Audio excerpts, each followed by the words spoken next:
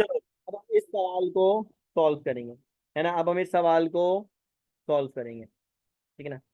अब है क्या इस सवाल में, जरा सवाल सॉल्व कर लेते हैं, पहले तो चेक कर लेते हैं हमें क्या दिया गया है।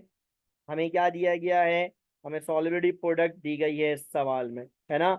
हमें इस सवाल में सॉल्युबिलिटी प्रोडक्ट दी गई है, किसकी सॉल्युबिलिटी प्रोडक्ट दी गई है, मैग्नीशियम हाइड्रोक्साइड की। सबसे पहला काम क्या करो, पूरा डेटा छोड़ो, सिर्फ सॉल्ट की इक्वेशन बनाओ।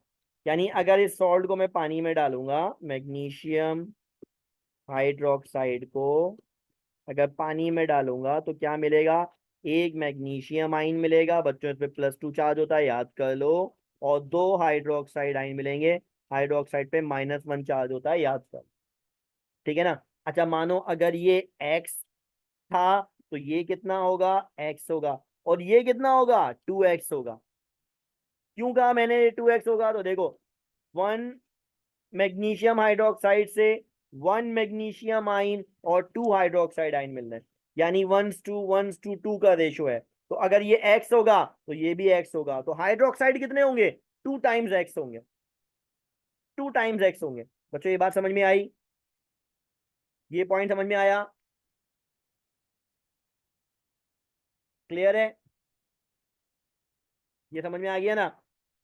अच्छा अब आगे जाते हैं और हम इसका केएसपी फॉर्मूला लिखते हैं।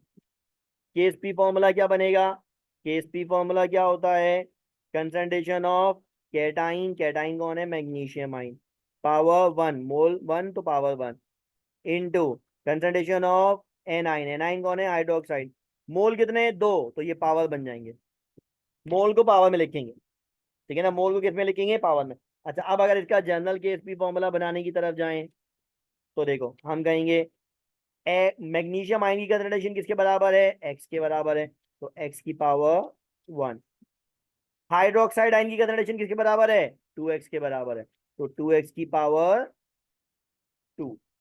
अब इसे सॉल्व करोगे तो क्या निकलेगा, x की पावर 1 इंटू 4x², और अगर फर्दर सॉल्व करोगे तो क्या हो जाएगा, 4x³ नाउ ये बन गया इसका जनरल केएसपी फॉर्मूला, है ना, ये बन गया इसका जनरल केएसपी फॉर्मूला। ठीक है बच्चों समझ में आया, समझ में आ गया ना, ये जनरल केएसपी फॉर्मूला समझ में आ गया, ये हमारे पास बन गया। अच्छा अब हमारे पास है क्या, है क्या, हमें केएसपी सॉल्ट की दी गई है, चलो डाटा बनाते हैं।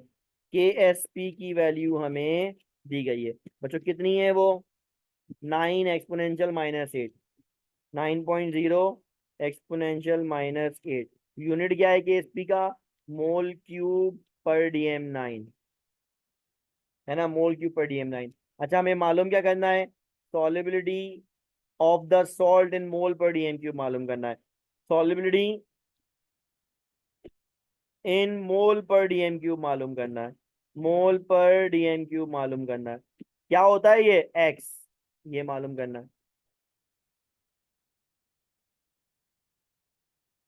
और क्या मालूम करना है बच्चों, सॉल्युबिलिटी इन ग्राम पर DM³ मालूम करना है, यानी सॉल्युबिलिटी इन ग्राम पर DM³ भी मालूम करना है, वो क्या होता है एस।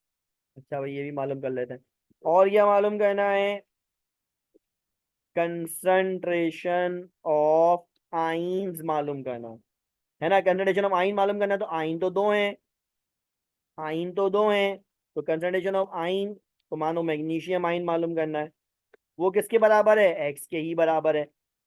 इसी तरह कंसंट्रेशन ऑफ हाइड्रोक्साइड आइन मालूम करना है, वो किसके बराबर है, 2x के बराबर, ये मालूम करना, ठीक है ना। साथ ही साथ, साथ ही साथ अगर ये तमाम चीजें हैं तो तुम क्या करो, molecular formula of the salt लिख लो, है ना, formula mass of magnesium hydroxide, formula mass of magnesium hydroxide, वो लिख लो। मैग्नीशियम का वजन होता है 24, हाइड्रोक्साइड दो हैं, और एक का वजन होता है 17, तो सॉल्व करोगे तो हमारे पास आंसर आएगा 58 ग्राम पर मोल, ग्राम पर मोल। अब ये ऑल टुगेदर हमारे पास चीज है ना, ये ऑल टुगेदर हमारे पास चीज है जो आपने डिटरमिन करनी है। बच्चों समझ में आया, डाटा समझ में आया, करके चीजें मालूम कर लेते हैं। केएसपी गिवन है, केएसपी गिवन है, तो केएसपी से हम क्या मालूम कर सकते हैं? केएसपी से हम कंसंट्रेशन ऑफ सॉल्ट मालूम कर सकते हैं बड़ी आसानी से, है ना। तो हम क्या करेंगे, हम मालूम करेंगे to find concentration of salt, यानी एक्स। कैसे मालूम करें? हम बोलेंगे भाई केएसपी की वैल्यू गिवन है ना यार, केएसपी का फॉर्मूला इस्तेमाल कर लो। हमने बोला केएसपी का जनरल फॉर्मूला लिखें या केएसपी फॉर्मूला लिखे? हमने बोला पहले केएसपी फॉर्मूला लिखो, है ना, काम चोरी नहीं दिखाओ दादा दादा। पहले केएसपी का फॉर्मूला लिखो, फिर जनरल फॉर्मूला जो तुमने लिखा है वो लिख दो। वो क्या है? 4x cube. अब क्योंकि जनरल फॉर्मूले में x आता है और x डिटरमिन करना है, इसलिए हमने जनरल फॉर्मूले को अहमियत दे दी, हमने जनरल फॉर्मूले को अहमियत दे दी। ठीक है ना। अब हमें x की वैल्यू मालूम करनी है ना बच्चों, चलो वैल्यू को प्लेस करते हैं। केएसपी की वैल्यू कितनी दी गई है? 9.0 10⁻⁻8 is equal to 4x cube. अब 4 यहाँ मल्टीप्लाई हो रहा है, वहां जाके डिवाइड हो जाएगा, तो क्या हो जाएगा? 9.0 10⁻⁻8 divided by 4 is equals to x cube. ठीक है ना। अब 9 डिवाइड बाय 4 कर लें, 9 डिवाइड बाय 4 करेंगे तो आंसर आएगा हमारे पास 2.25 10⁻⁻8 is equals to x cube. हमें x क्यूब नहीं x मालूम करना है, तो क्या करें, क्या करें? हम कहें taking cube root both sides, है ना। क्यूब रूट ले लेते हैं भाई।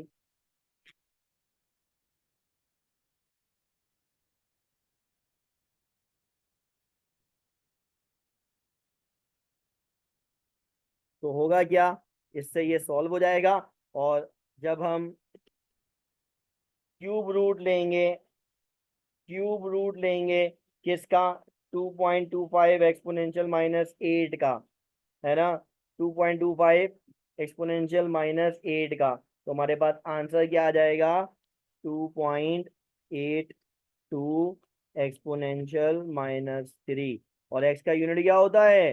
मोल पर डीएम क्यू। ये हमारे पास आंसर, ये हमारे पास बच्चों इसका आंसर। समझ में आई बात?